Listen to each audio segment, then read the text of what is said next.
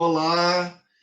Hoje vamos iniciar o conteúdo de ótica, né? Nosso quinto conteúdo. Lembrando que a física é dividida, a física clássica, que é 98% que se cai nos vestibulares e Enem, tá? Ela é formada por 5 grandes áreas. A mecânica, tá? Que nós temos na nossa frente a ótica, a ondulatória e a termologia, que está na nossa frente B, e a eletricidade, que está na nossa frente C.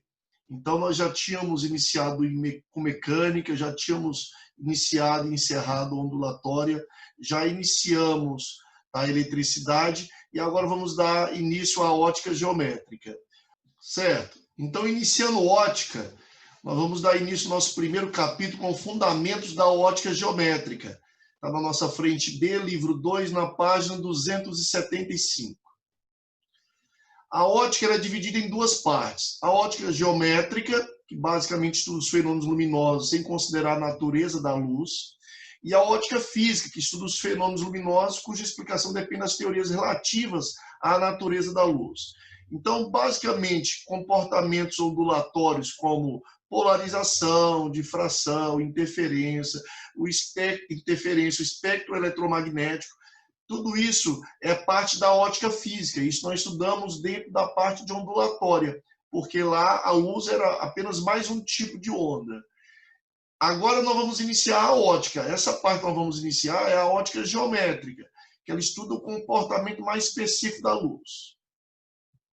Vamos iniciar pelos feixes de luz. Existem 3 tipos de feixe. Ele pode ser cônico divergente, ele pode ser cônico convergente, ou ele pode ser cilíndrico, também chamado de paralelo. O cônico convergente, por exemplo, imagine você usando uma lupa, né, fazendo com que os raios solares incidam na lupa e venham a convergir para um ponto em comum, tá, para você colocar em combustão um pedaço de papel. Nós temos exemplo de convergência, né? Veja quando os raios estão convergindo, estão se aproximando para o mesmo ponto. Já os raios divergentes, imagine uma luz saindo de uma luz, né, pontual, e esses raios se espalhando, né? Esse feixe de luz se espalhando, se divergindo. Eles vão sair de um ponto em comum e vão espalhar. Divergir, basicamente, espalhar. Convergir, aproximar. E os raios paralelos, né, que seriam também chamados um feixe cilíndrico. Os princípios ópticos. Nós temos 3 princípios ópticos. O da independência dos raios luminosos, o da reversibilidade dos raios e o da propagação retilínea da luz. São bem básicos, simples, mas é importante dominar eles 3. Então, vejamos. Qual que é o princípio da propagação retilínea da luz? Ele é o mais primordial, né? Toda luz só se propaga em linha reta. A luz não contorna obstáculo, ela não faz curvas, né? Já o segundo princípio, que diz a independência dos raios luminosos. Tá? Os raios luminosos eles podem até se cruzar, tá? Mas vejam que eles vão, depois do cruzamento, depois da interferência, eles vão continuar com as mesmas propriedades que eles tinham antes, como se nada tivesse ocorrido. Por isso que nós dizemos que ele é independente, a independência dos raios luminosos. Claro que no cruzamento, no momento da interferência, você pode ter uma composição de cor, você pode ter uma alteração de intensidade, mas depois disso ele vai continuar com as propriedades que ele tinha antes. E o princípio da reversibilidade da luz. O caminho que a luz faz, tá, e bater num espelho, tá, veja, caminho de ida, se ela refletisse, ela faria o mesmo caminho de volta. Tá? Então eu tenho aqui como se o raio tivesse vermelho e depois voltando o raio azul. Tá? Ele é reverso, ele vai e volta pelo mesmo caminho, já que ela só se propaga em linha reta. Tá? Aqui eu tenho mais um exemplo da independência dos raios luminosos. Imagina um espetáculo, né, teatral, musical, e aqui as luzes sendo propagadas. Né? Então veja um feixe vermelho, ele vai chegar aqui embaixo com a mesma característica que ele saiu de lá. Tá? Veja que no momento do cruzamento com o feixe azul, há uma composição diferente de cor ali, né? Mas o azul também vai ter sua independência propagando e incidindo aqui embaixo. Tá? E quanto à reversibilidade, imagine, por exemplo, uma mãe dirigindo e olhando pelo espelho retrovisor o seu filho no banco de trás. Então, imagine se essa mãe está vendo o olho do filho, a luz vai fazer o mesmo caminho de volta. Então, é a reversibilidade da luz. Então, se a mãe está vendo os olhos do menino, se o menino olhar pelo retrovisor, também vai conseguir ver os olhos da mãe. Tá? E aqui eu tenho, tá, uma forma de provar que a luz só se propaga em linha reta. Se você colocar 3 obstáculos opacos, né, com um orifício no centro, essa luz da vela ela só vai se propagar até o olho humano se esses 3 orifícios estiverem alinhados. Se eles não estiverem alinhados, a pessoa não vai conseguir ver a chama da vela. Também desse princípio da propagação retilínea da luz, nós temos a prova da sombra e da penumbra. Né? Se a luz contornasse os obstáculos, por exemplo, se a luz viesse fazendo curvas, nós não teríamos a parte da noite, que é a parte não iluminada pelo sol. Né? Então, aqui você tem o sol, a terra e a lua, por exemplo. Veja que tá, nós temos a umbra e a penumbra. Né? O que é a umbra? A umbra, também chamada de sombra, é uma ausência total de luz. Então, uma escuridão completa, uma ausência total de luz. Chamamos umbra ou sombra. E a penumbra, ela é uma semissombra. Tá? Então, você tem um pouco de sombra, mas tem um pouco de iluminação. Então, ela é uma semissombra, nós chamamos de penumbra.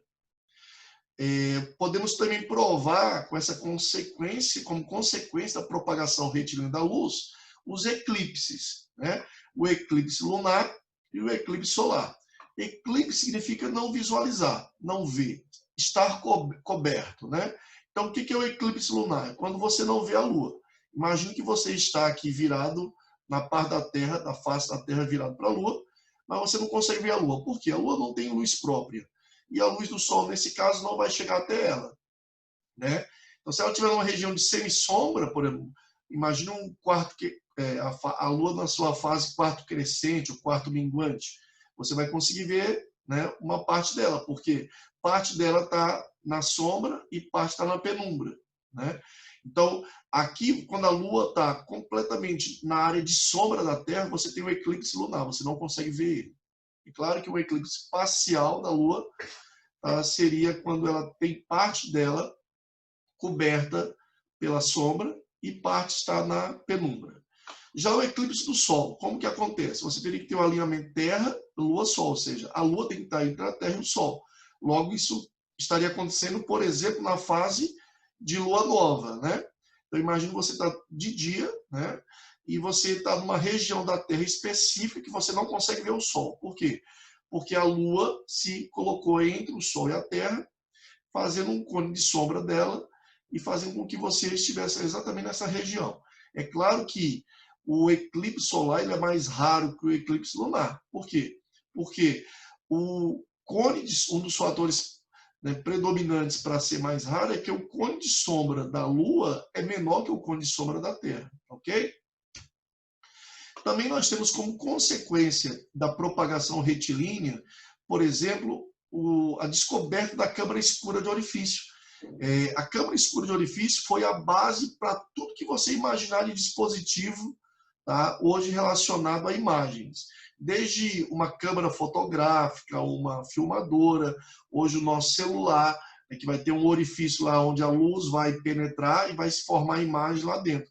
Isso você conseguiria perceber, tá, até com, por exemplo, se você pegar uma caixa de papelão, que é uma parede opaca, que a luz não passa por ela, e fizer um pequeno orifício aqui no centro, né? E lá atrás colocar um papel vegetal, por exemplo, se essa pessoa estiver aqui com uma iluminação, essa luz vai fazer a imagem dessa pessoa se propagar até lá dentro.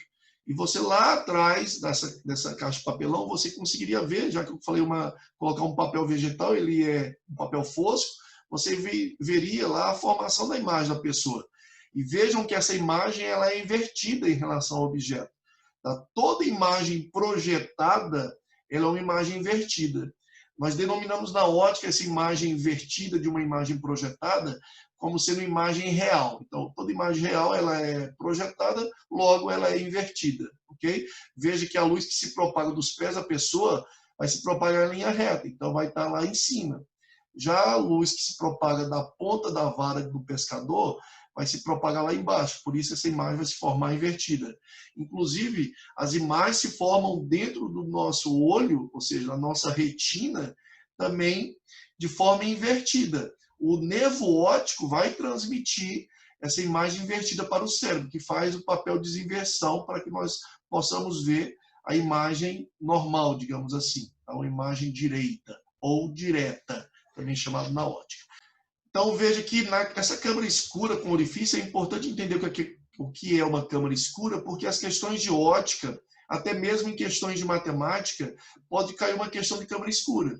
Ele vai dizer que eu tenho aqui uma vela com uma altura tal, essa vela está a uma distância tal do orifício, e ela vai propagar uma imagem dentro da câmara escura. Então o tamanho dessa imagem vai depender o quê? Do tamanho da câmara escura, da distância que a vela está da câmara escura e do tamanho da vela. Então aqui nós teríamos o que nós chamamos na matemática de semelhança de triângulos. Como essa luz, se você propaga em linha reta, então eu vou ter triângulos semelhantes. Então, você pode fazer aqui uma regra de 3. A altura desse triângulo está para a sua base, assim como a altura da imagem está para a sua base, né? Então, você poderia criar aqui uma regra de 3 e responder uma questão, tanto pode cair em matemática, como eu falei, vem caindo muito no Enem, inclusive, como na parte de física, tá? No caso, na prova de ciências da natureza. Ok, falemos agora sobre fontes de luz, né? Existem 2 tipos de fontes de luz. A luz ela pode ser do tipo primária ou do tipo secundária. É importante lembrar que nós só conseguimos ver tudo aquilo que é sensibilizado pela luz, tá? O que não emite luz, você não vê. Logo, tudo que você visualiza está emitindo luz. Mas qual é a diferença de ser uma fonte de emissão primária ou uma fonte de emissão secundária, tá? A primária, aquela que nós chamamos também corpo luminoso, ou seja, ela tem luz própria. Como exemplo, nós podemos citar o sol, uma lâmpada acesa, a chama de uma vela, as estrelas, né? São exemplos de luz, de fonte de luz primária. Elas têm luz própria, são corpos luminosos, tá? Já a fonte de luz secundária, ela não tem luz própria, então você só consegue visualizar ela porque existe alguém iluminando ela. Então a fonte de luz secundária também é chamada de corpo iluminado, tá? Ou seja, está refletindo, difundindo a luz de alguém. Vai receber a luz de uma fonte primária e vai refletir. Por exemplo, a Lua não tem luz própria. Uma vez caiu uma questão no vestibular e supunha, né, uma situação fictícia, né, de o Sol parar de emitir luz, o Sol acabar, né? E aí essa situação fictícia falava assim, imagina uma pessoa olhando para o céu, o que a pessoa conseguiria ver? Tinha as alternativas, veria apenas as estrelas, não ia ver nada, veria estrelas e a Lua, né? Só a Lua. É claro que a Lua não tem luz própria, então ele não conseguiria ver a Lua, né? A luz das estrelas não seria suficiente para iluminar a Lua. Então você veria apenas estrelas, ok? Então Lua, o quadro, uma lousa, uma mesa, a parede, todos são exemplos de luz de fontes secundárias. Então, coloquei aqui um esquema, né? Um organograma, tá? Para você fazer um mapa mental. Então, eu tenho uma fonte de luz, é tudo que pode ser visto.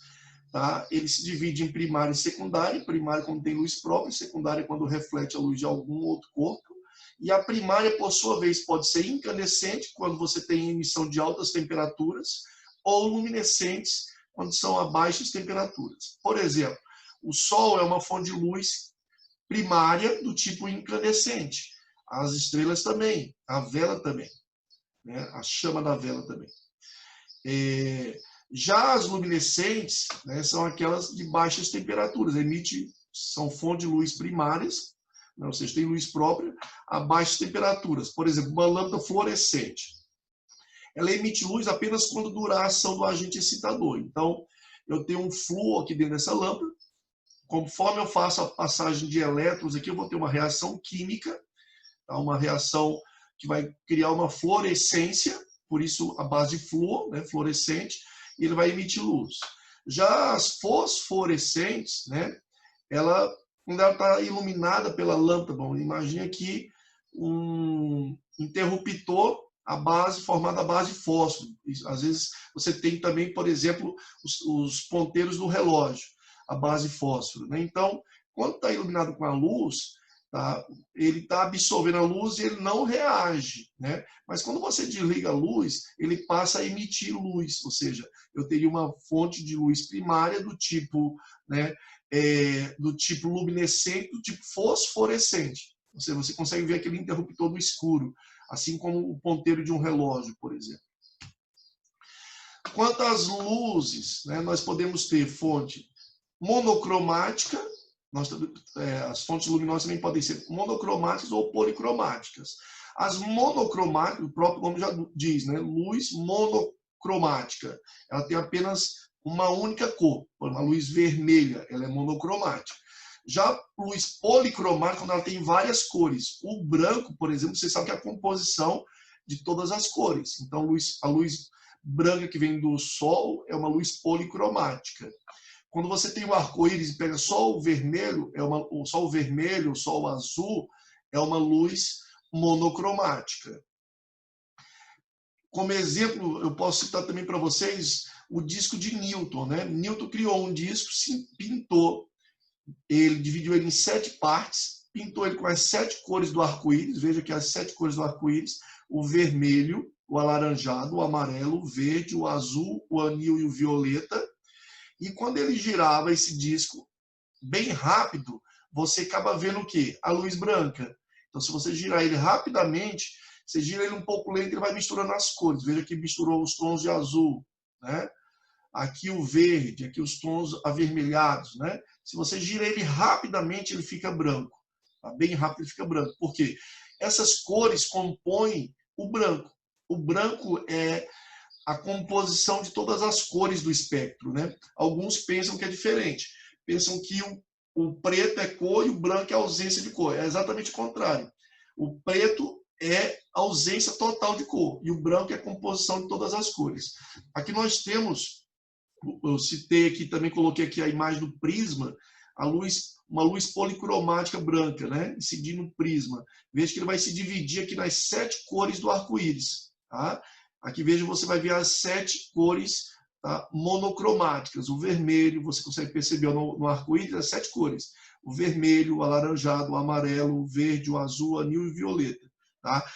A gente tem um macete que a gente usa bastante para gravar esse espectro, né, na ótica, que é o macete já falei para vocês sobre esse macete do VAA-VAAV. Então, se você pegar na ordem do vermelho, que é a que tem menos frequência, até o violeta, que é mais frequente, você vai ver, ó, as letras, ó, vermelho, alaranjado, amarelo, verde, azul, anil e violeta. Então, VAA, VAAV. Então, com esse macete, você consegue lembrar bem essa sequência de cores, tá bom? Cores dos objetos. A cor não é uma característica própria do objeto, ela depende da luz que o ilumina. Então, quando você vê, por exemplo, uma cortina azul, não necessariamente, tá, você vai ver ela sempre azul. Ela não é uma característica própria do objeto, mas depende também de quem está a iluminando. Então, por exemplo, uma luz branca, ela reflete num corpo branco, ela incide e vai refletir no corpo branco. Então, qual a cor que você vê? A cor refletida. Por exemplo, se a luz branca incidir no corpo negro, ela não reflete nada. Por isso que você não vê, tá? Você vê o corpo como negro, né? Porque não vai refletir o branco. Tá? A cor branca, ela possui todas as cores. Então, se a cortina é azul, ela vai refletir a cor azul. Então, você vai estar vendo ela azul, por quê? Porque ela reflete a cor azul. Tá? Mas, por exemplo, aqui também, o branco incidiu no verde, ela vai refletir a cor verde. Então, você vai ver ela verde, não necessariamente porque ela é verde, mas dependendo da luz que incide nela. Até porque, se não incidir luz nenhuma, você nem vai ver a cortina. Tá? Absorção e reflexão da luz. Né? Continuando essa explicação, ao incidir nos objetos, uma parte da luz é absorvida e a outra é refletida. Lembrando que não existe, a não ser que seja no espelho, uma reflexão total. Então, uma parte da luz vai ser absorvida e a outra vai ser refletida. A parte da luz refletida que chega aos nossos olhos é a parte que determina a cor do objeto. Então, como que você vai ver o objeto azul? Quando ele está refletindo o azul. Ah, eu vi um carro amarelo. Por quê? Porque ele está refletindo o amarelo.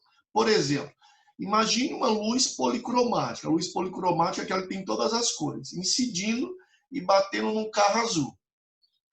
Todas essas cores vão ser absorvidas pelo material do carro. Ele só vai refletir qual? Só o azul. Por isso que você vê apenas azul. Tá? Imagine a luz policromática incidindo no amarelo. Né? Ele só vai refletir o amarelo. As outras são absorvidas.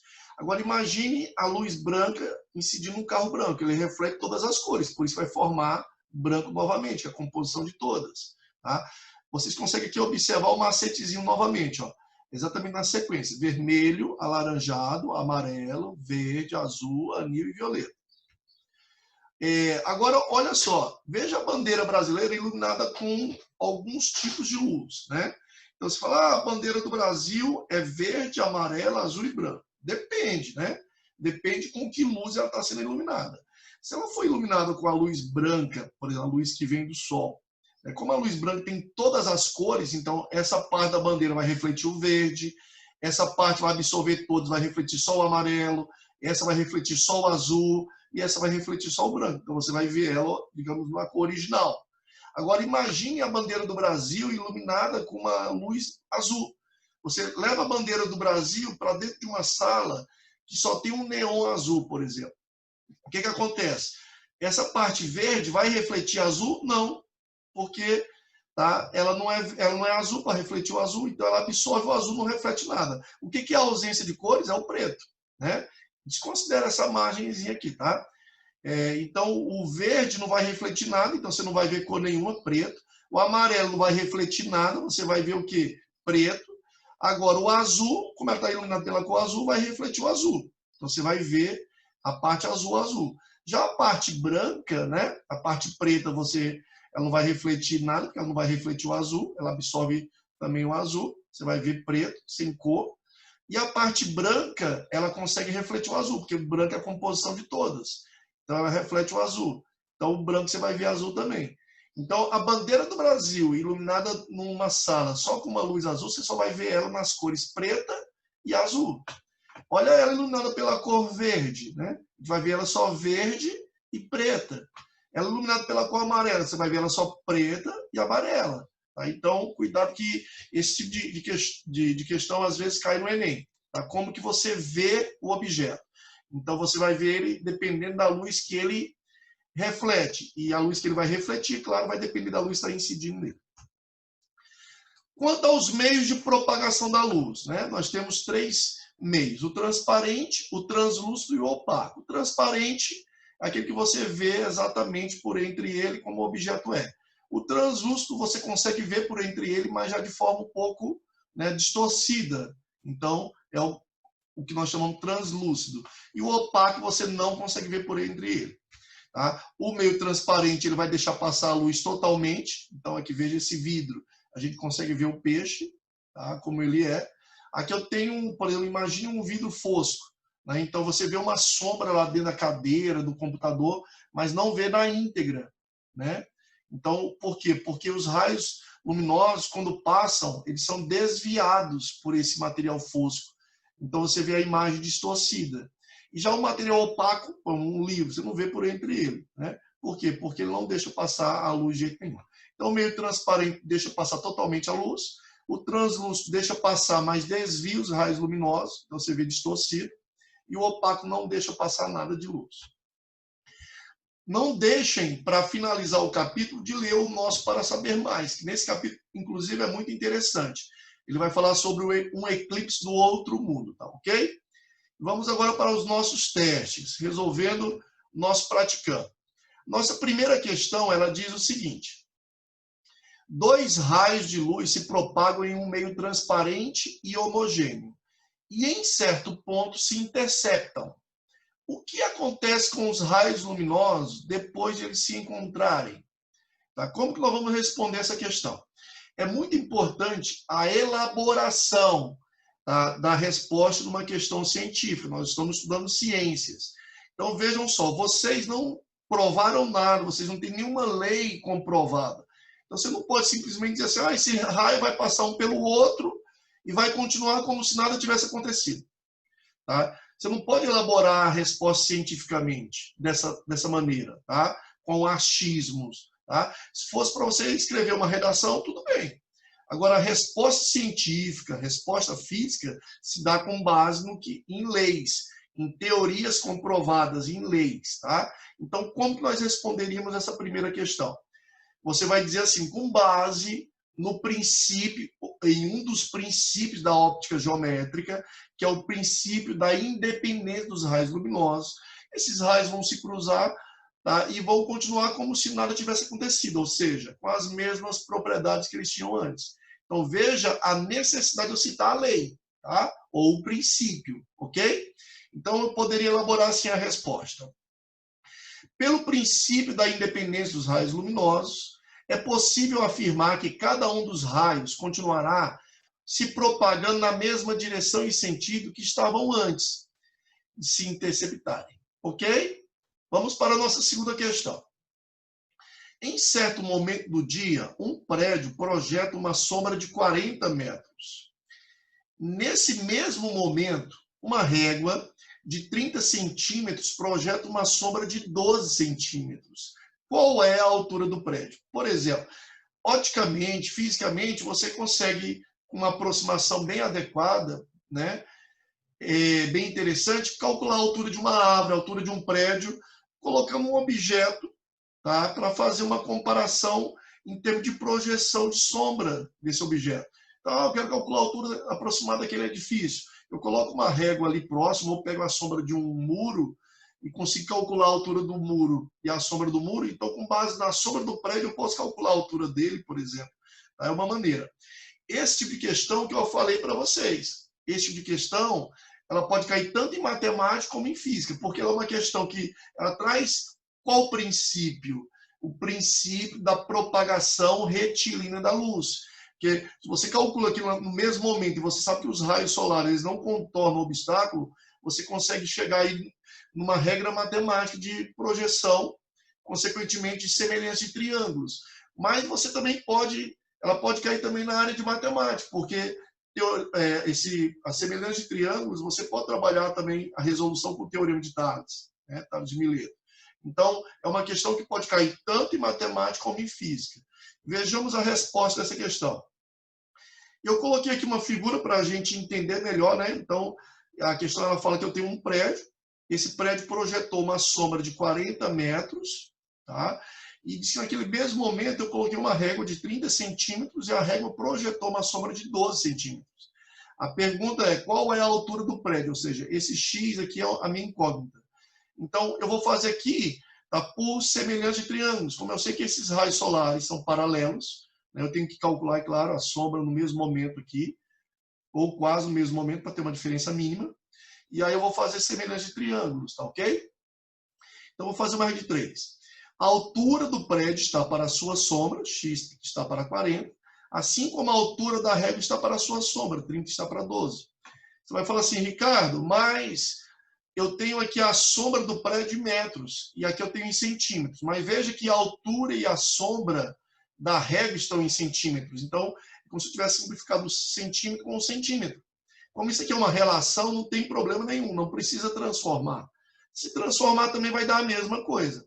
Agora, se eu deixei a sombra do prédio em metros, eu já vou achar a altura dele em metros, ok? Então, resolvendo aqui, eu vou ter 30 dividido por 12 dá 2,5. 2,5 vezes 40 dá 100 metros. Então, a altura do prédio é igual a 100 metros. É uma questão bem simples de resolver. É só lembrar da propagação retilínea da luz e sempre fazer aí os triângulos para você trabalhar com a semelhança deles. Olha a terceira questão do nosso praticando. Um poste de 5 metros de altura é iluminado pela luz do sol, projetando uma sombra de 3,5 metros. Se nesse momento uma pessoa em posição vertical projeta uma sombra de 1,2 metros de altura, qual é a altura da pessoa? Novamente eu fiz uma imagem, tá? Um layout para ficar mais fácil vocês entenderem. e aí projetei aqui como se fosse a pessoa e a sombra dela, e aqui o poste e a sombra do poste, né? Então, ele disse que o poste tem uma altura de 5 metros, uma sombra de 3,5 metros, a pessoa tem uma sombra de 1,20 m, e ele quer saber qual a altura da pessoa. Tá? Então, a altura da pessoa está para a sua sombra, assim como a altura do poste está para a sua sombra. Então, eu fazendo já o cálculo aqui, eu achei uma altura da pessoa de aproximadamente 1,71 m, ou 171 centímetros. Vamos para a quarta questão. Certa câmara escura tem profundidade de 30 centímetros. A que distância da câmara está uma pessoa de 1,70 m de altura se sua imagem formada dentro da câmara foi de apenas 1,70 centímetros? Então, é semelhante à questão do prédio, né, da projeção de sombra. Só que aqui nós vamos trabalhar com câmara escura. Como você já sabe o que é uma câmara escura, vai facilitar muito você fazer o teu layout, para que você possa organizar matematicamente. Então, aqui eu fiz um layout. Olha só, a altura da pessoa é de 1,70 m, a questão me deu essa informação. Eu fiz aqui uma câmara escura, né, onde os raios penetram dentro dela, os raios luminosos. Tá? E aqui ficou a imagem da pessoa invertida. Diz que a imagem projetada dentro da câmara escura, toda imagem projetada ela é uma imagem invertida, ela é de apenas 1,70 m, só que centímetros. Diz que a câmara escura ela tem uma profundidade de 30 centímetros. Então, a questão te pede o quê? A que distância da câmara escura está a pessoa? Então, ou seja, eu quero saber a distância da pessoa até a câmara escura. Eu quero saber essa distância aqui. Então, veja, novamente, eu vou ter uma semelhança de triângulos, né? Então, eu posso trabalhar o quê? A altura da pessoa está para a sua base, assim como a altura da imagem está para a sua base. Cuidado para não inverter. Se eu coloco a altura em cima da pessoa e a base embaixo, lá eu tenho que fazer a mesma coisa. A altura da imagem em cima, a base embaixo. Eu posso formular de uma maneira diferente. Eu posso colocar a altura da pessoa está para a altura da imagem, assim como a base da pessoa está para a base da imagem. Imagem embaixo, pessoa em cima. Ou imagem de um lado, tá? Pessoa do outro, ok? Então, aqui resolvendo a distância que a pessoa está. Tá? Veja como aqui novamente está centímetros e centímetros, não precisou transformar. Eu já achei a distância da pessoa até a câmara em metros, porque a altura da pessoa também está em metros. Então, a distância é de 30 metros. Tá? E aí, finalizamos assim. As 4 questões é suficiente. Fizemos de sombra, fizemos teórica, fizemos de câmara escura. E eu mando para vocês a resolução da quinta e da sexta na nossa sala online. Ok, meus queridos? Fiquem com Deus e até uma próxima.